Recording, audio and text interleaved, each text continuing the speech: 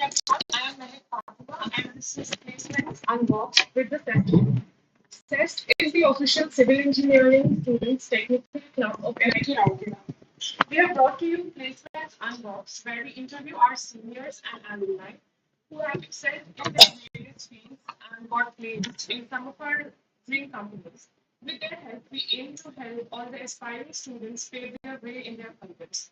In today's session of Placements Unboxed, we are proud to have with us Mr. Adarsh Swarnakar. He is currently a final year student at NIT Rourkela and is placed at Landmark Groups as an executive trainee. To begin with, I would like to extend the warmest congratulations on behalf of the whole team of CES on your placement. Thank you so much. I'm really happy to be here as well. Thank you. Please tell us a little bit about yourself and the things you enjoy doing.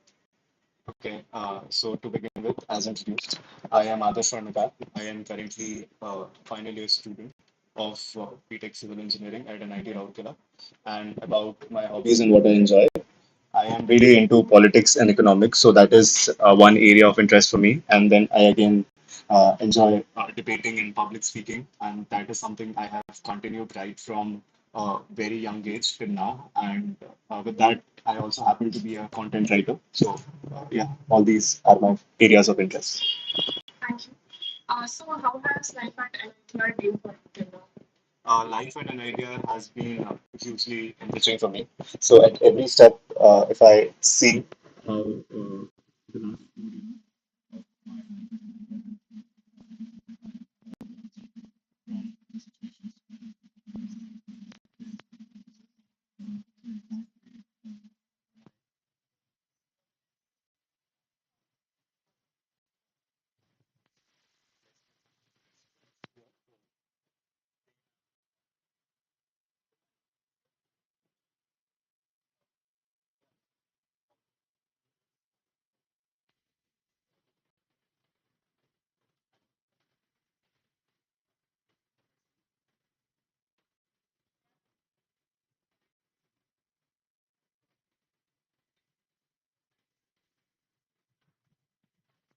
As well as ESC preliminary exams. yeah. So, can you share your opinions and insights regarding them and how to excel at them? Yeah. So to begin with, I guess many of you are aware of the fact that the syllabus of both of these examinations happen to be the syllabus of your 4 years of engineering. So there are subjects right from your first year to your final year. So first of all, focus on building the fundamentals. Focus on the subjects being taught. Try to cover uh, those subjects according to the syllabus as prescribed by the GATE and UPSC, and going forward solve questions of MCQ nature and of even for that matter ESC mains nature that will help you both at your institute examination level, and at that it will build a really good foundation for you if you are really planning to appear for those examinations. Also, the PYQs happen to be a very important part of your preparation. So, yeah, step by step, all through these 4 years, uh, you will make mistakes and you will learn and you will eventually be good at what you want to do. So, that is how the preparation journey of mine has been for these two examinations. So, like we can tell you have been concentrating on the core sector more, right? Yes, I was. So, like what drove you to participate in the supply chain sector? So this is a company that came really towards the beginning of the placement season. So it was a good opportunity for me. It was an international offer, and it was something where I saw I could make the best use of the knowledge and the experiences that I have gained uh, by being a part of the different clubs of an idea. So that management uh, experiences that I have gained over the past 4 years. I felt at Landmark I could make a very good use of that. Uh, so yeah, I applied for that company and I got into that. I also saw the career opportunities going forward in that company and in that domain per se. And I saw that it is very versatile, and going forward I can really venture into many different domains if I am taking the first step of my career as this. So yeah. All right. So I don't think many of us actually know what supply chain sector is all about. So could you, like, before moving on, could you tell us about supply chain? Yeah, sure. So supply chain as such is not a core civil engineering field. It is a management domain. So if you wish to know about supply chain, I'll give you the basic fundamentals of it. Going further, you can research on that and you can diverge into it better and understand the whole areas and sector that come under it. So supply chain uh, as a management field is something that helps a product right from its beginning to reach the customer. So, right from the acquisition of resources in the very beginning to making sure that a final well-made product or for that matter a service reaches the end customer, and then to make sure that the customer is satisfied with that, all of it will come under supply chain domain. So for any company, supply chain is very important. For example, if I'm placed at Landmark and the Landmark happens to be the parent company of Max Lifestyle Donut Pen. So if they are making a cloth for Max, so right from managing all the resources, the warehouse, to making it reach the different retailers and then to the different customers, all of it will come under supply chain. So I think now it is clear to you how supply chain works. More about it, you can really research by going to the internet. Thank you. That was really insightful. So did you have any dream company per se, like in any of the sectors? Uh, Dream company per se, no. I was initially planning to go into the core field, but as this company came and I saw that this was a good opportunity, so I took the plunge and I got into it. Dream company per se, I won't say any. Anyway, Alright. yeah. So was it the only firm you applied for? No, obviously not. It is very rare that you apply for a company and get into it at the first go. So yeah, there were two or three more companies that I applied before this. Uh, One was Deloitte, the other was BPCL, whose interview was on the day I had this landmark interview. And yeah, uh, and there was another mechatronics company that I applied for. Yeah, so a total of three or four companies I applied, and this was the company I got in. Okay. So could you walk us through the entire selection process and like the interview process and questions? Yeah. So for any company, the first step is that you fill the application form. There we were asked for our 1 and 2 page CV. That CV building, CV preparation is a very important part. Then we were shortlisted on the basis of our CV. Two of us from civil engineering were shortlisted for the company. And post the CV shortlist, there were two rounds of interview, both being eliminatory rounds. And those were also very short round of interviews, each one being just 10 or 15 minutes. So, yeah, the whole process was CV shortlisting, then the first stage of interview, and then the second stage of interview. The second stage being more grilling and I should say fierce one on their end. All right. So what specific areas do you recommend the aspirants to focus on for like preparing to get placed in supply chain? Uh, First of all, even the company understands that supply chain is not a core engineering domain as such. So they are not really expecting you to be the best at supply chain knowledge. It's just that you should have the basic knowledge of supply chain and you should have a clear understanding why you are really applying into such a domain, which is not your core engineering. So that clarity you should have in your mind. You should know the basics of supply chain. You should know the basics of how the current market is working. And then going forward, you will have different rounds of interviews. So in those interviews, your communication skill plays a really important role. Then how you have built your CV is really important because most of the questions that they are going to ask in those interviews will be based on your CV. Many questions will be HR. There will be very few technical supply chain questions, but yeah, the questions will be based on the CV and how you have presented yourself there. So one should have really good command over communication, and then over the CV that you have built, and you should be really clear about everything that you're saying. Yeah, that would be it. All right. So do you think any coding experience is required for being placed in the supply chain? Uh, Definitely, basic coding is something that you will need going forward. And I should say, basic coding is required in many fields nowadays, and not just the software and IT domain. So, definitely, even supply chain management companies demand some sort of basic coding experience and knowledge that you should have. So, basics of Python, R will do. Going into the very details of it is not required, but yeah, a surface level knowledge is required for first of all getting into the company, and then uh, to really work very efficiently at those companies, because understand the fact that you are managing different warehouses, different products, so that is not something you will do manually. Right. So if you're not good at analyzing all the data, then definitely you will have to take some time to learn all those coding skills and then work. So So better to start better to early. start early. All right. So this is the internship time, right? Right now. Yes.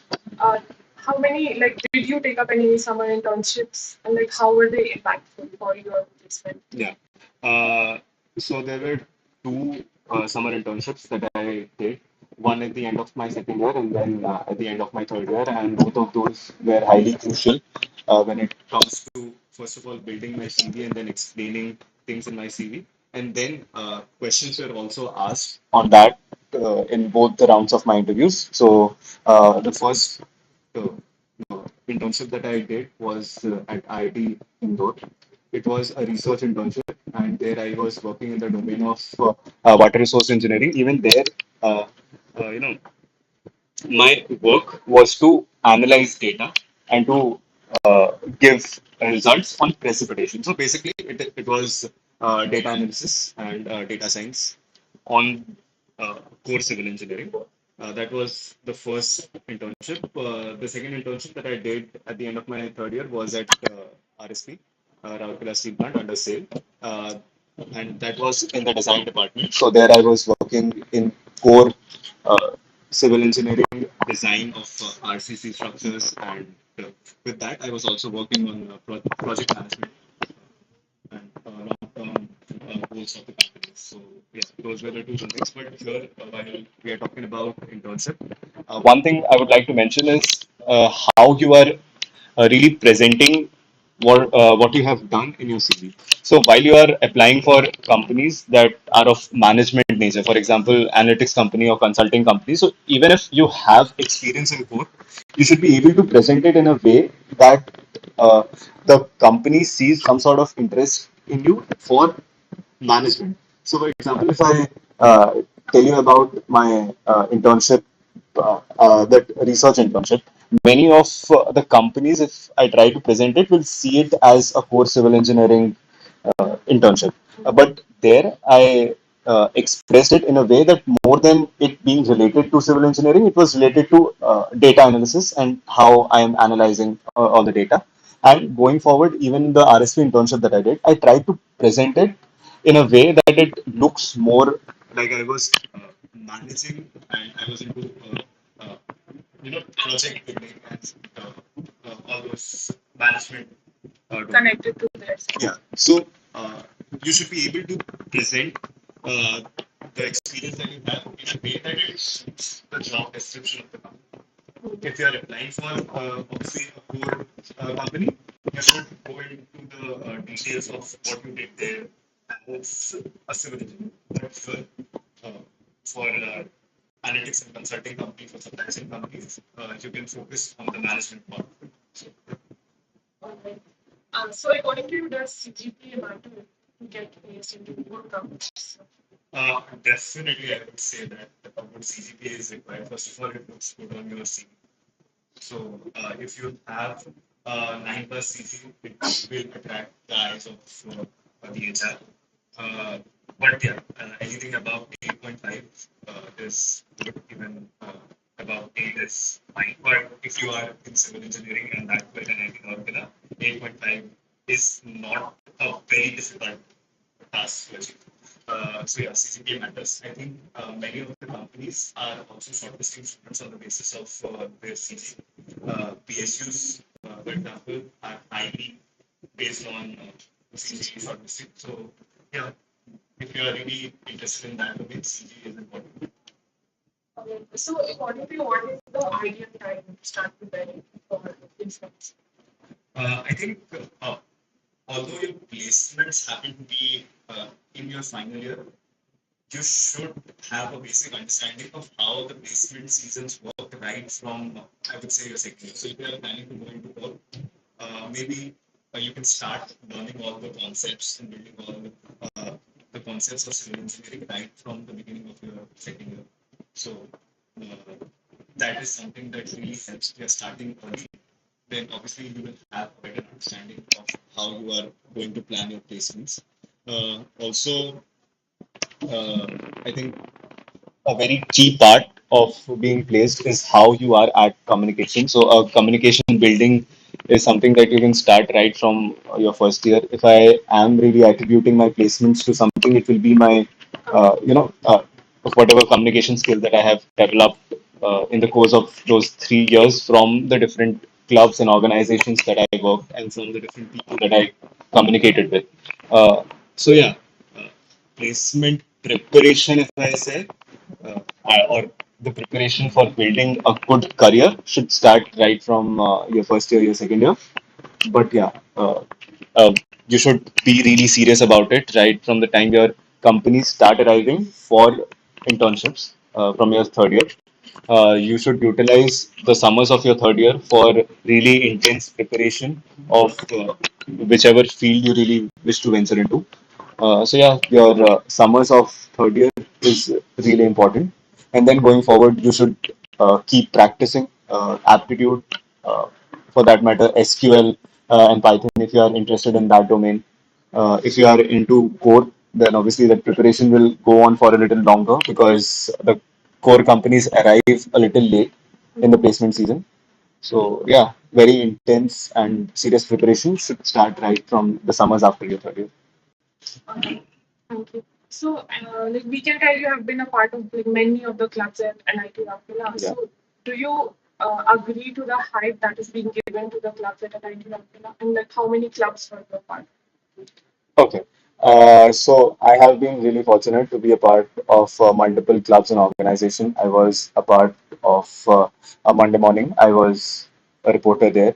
Then I was the secretary of Cognizant last year, and I was in ECEL. I was in CEST. I am currently a very active member of Institute Counseling Services. I am a prefect there, and uh, yeah, I also was the FMS secretary, Dean's nominee in my third year. So, yes, a really important part of my college life has been in the club culture and SAC. So, currently, I'm also managing the NITR IMUN. So, yeah, I will attribute many of my learning to uh, the club culture that I have been a part of, and I am really thankful to NITR for giving such opportunities for me. Uh, so, a really important part of your learning should be the clubs. Right from your communication to your people skill, your management skills will come from clubs. And if you really wish to make the most out of your 4 years at an IIT Rourkela, just focusing uh, on your studies, on your academics won't help. You should really try to explore different options and opportunities being given to you by NIT Rourkela and its vibrant club culture. So you've been part of so many clubs and Yes. you've achieved a lot. So how did you exactly balance your academics and the social life you had in like, college? Uh, okay. So about balancing my social and my academic life, I should say that it is all about prioritizing different things. So when you are needed at one place, just make sure you are there. If the examinations are coming, for example, you should be very mentally prepared that yes, I have to study. This is the part I have to cover, and you should have that schedule planned in your mind. This is the time I'm going to need to cover all the syllabus and then do well in examinations. So that way, prioritizing things and tasks and places is something that really helps. Um, then going forward, uh, you should really be able to understand the requirements there are of the different clubs and of the academics and where you are needed the most. You should be good at delegating tasks. You should be able to manage things at those clubs and here at academics. You should always have your friends at your help. For example, if I'm not really able to sometimes uh, focus on my studies continuously. So at the end of the day, I'll have my friends to explain it to me. Uh, so yeah, uh, yeah. Again, if I am going to the academics part, I made sure that every day, no matter what, I was studying for 1 or 2 hours. No matter how much work I am doing for those clubs, studies always remain a key focus for me there. So yeah, that is something you should strive for. Striking the right balance between your academics and your social life and your club life. So yeah, Basically set your priorities. yeah. So if ever anybody asks you for an advice like whether to take up civil engineering as their branch, would you recommend that? uh, Say, I would make sure that the child knows what is civil engineering, beginning with what is engineering, and then what really civil engineering is, what is the things that they are going to study, what sort of career opportunities that they'll have, and on the basis of everything I would let it be on the person to decide whether or not she or he wants to go into civil engineering. Yeah, so that will be my way of approaching it. Now that I have completed 4 years of civil engineering, I can say that I have a very good understanding of this domain. So on the basis of that knowledge, I think I'll let the child decide if she or he wants to take up civil engineering. So do you have any concluding text to that? Coming to the concluding tips, I should say that these 4 years of your college life are really important, and you are not really going to get it back anytime soon. So make the most out of it. Enjoy it to the fullest. Make sure you are striking the right balance between your academics and your friends and your clubs, your social life. Uh, and yeah, you're enjoying it at the best. At the end of the day, you should be satisfied with whatever you have done, whatever you have achieved, and you should have a plan going forward on what you're going to do next. uh, so yeah, that will be my concluding remark, my concluding All right. Thank you message. so much for your insightful words. They were like that was a lot of information. And again, congratulations on this exciting Thank you so achievement. much. Best